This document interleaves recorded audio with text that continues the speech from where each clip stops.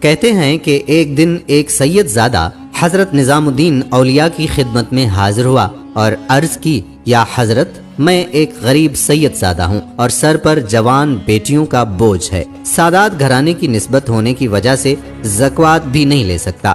آپ میرے دینی بھائی بھی ہیں اور سید بھی ہیں، آپ میری مدد کریں کچھ۔ آپ نے اس کو عزت و تکریم کے ساتھ بٹھایا اور خادم کو بلا کر کہا کہ آج کوئی نظر و نیاز آئی ہے خانقاہ میں؟ تو خادم نے عرض کی کہ ابھی تک تو کوئی نہیں آئی، لیکن جیسے ہی آئی میں آپ کو اطلاع کر دوں گا۔ آپ نے سید زادے کو تسلی دی اور کہا کہ اللہ پر بھروسہ کریں، وہ دست غیب سے کوئی نہ کوئی انتظام فرما دے گا۔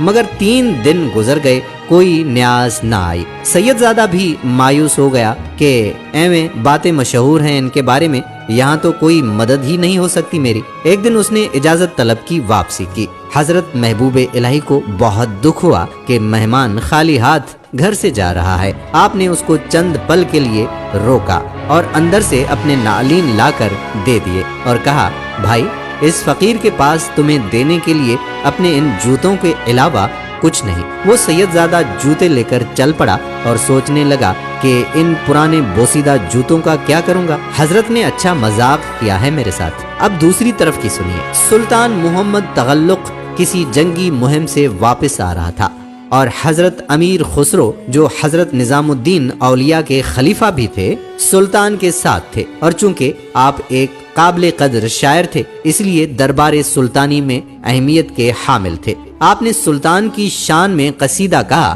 تو سلطان نے خوش ہو کر آپ کو 7 لاکھ چیتل، جو اس وقت سکہ رائج تھا، اس سے نوازا۔ اپنے واپسی کے سفر پر جب ابھی لشکر دلی سے باہر ہی تھا اور رات کو پڑاؤ کیا گیا تو اچانک امیر خسرو چلا اٹھے، مجھے اپنے مرشد کی خوشبو آتی ہے۔ مصاحب بولے، امیر، حضرت محبوب الہی تو کیلو کھڑی میں ہیں جو دلی سے کافی دور ہے۔ مصاحب بولے، امیر، حضرت تو کافی دور ہیں تو آپ کو ان کی خوشبو کیسے آ گئی؟ مگر امیر خسرو بے قرار ہو کر باہر نکل پڑے اور خوشبو کا تعقب کرتے کرتے ایک سرائے تک جا پہنچے، جہاں ایک کمرے میں ایک شخص اپنے سر کے نیچے کچھ رکھ کر سویا ہوا تھا اور خوشبو وہاں سے آ رہی تھی۔ آپ نے اس کو جگایا اور پوچھا، تم حضرت نظام الدین کی خانقاہ سے آ رہے ہو کیا؟ تو وہ آنکھیں ملتا ہوا بولا، ہاں، میں وہاں سے آ رہا ہوں۔ آپ نے اشتیاق سے پوچھا، کیسے ہیں میرے مرشد؟ وہ شخص بولا، وہ تو ٹھیک ہیں اور میں ان کے پاس مدد کے لیے گیا تھا، مگر اور کچھ تو نہیں دیا، ہاں اپنے پرانے بوسیدہ جوتے ضرور دیے ہیں۔ یہ سنتے ہی امیر خسرو کی حالت غیر ہو گئی اور کہنے لگے، کہاں ہیں میرے مرشد کے نعلین؟ تو اس نے ایک کپڑا کھول کر دکھا دیے۔ آپ نے ان کو پکڑا، چوما اور اپنی آنکھوں سے لگایا اور کہنے لگے، کیا تو ان کو بیچے گا؟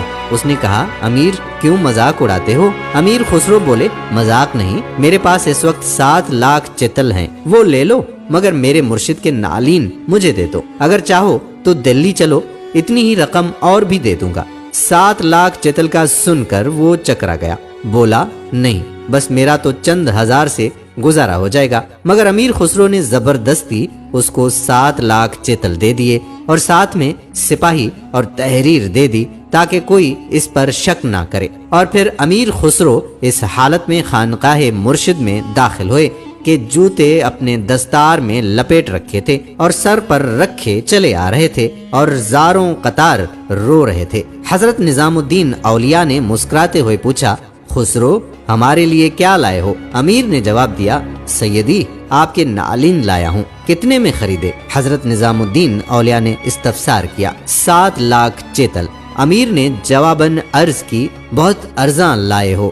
محبوب الہی مسکراتے ہوئے بولے، جی سیدی، 7 لاکھ چیتل تو بہت کم ہیں، اگر وہ سید زادہ میری جان بھی مانگتا تو جان دے کر نعلین مرشد حاصل کر لیتا۔ یہ تھی ان کی اپنے مرشد سے محبت اور حضرت نظام الدین اولیاء کا مقام معرفت، جس کی وجہ سے ان کو محبوب الہی کہا جاتا ہے۔ دراصل یہ واقعہ میرے ذہن میں تب آیا جب میں نے یہ شعر پڑھا، جو سر پہ رکھنے کو مل جائے نالے پاک حضور تو پھر کہیں گے ہاں تاجدار ہم بھی ہیں۔ جب حضرت نظام الدین اولیاء کے نعلین کی اتنی قیمت اور وقت ہے تو میرے آقا، دونوں جہانوں کے سردار حضرت محمد مصطفیٰ احمد مجتبی صلی اللہ علیہ وآلہ وسلم کے نعل پاک تو شہنشاہوں کے تاجوں سے بھی برتر ہیں۔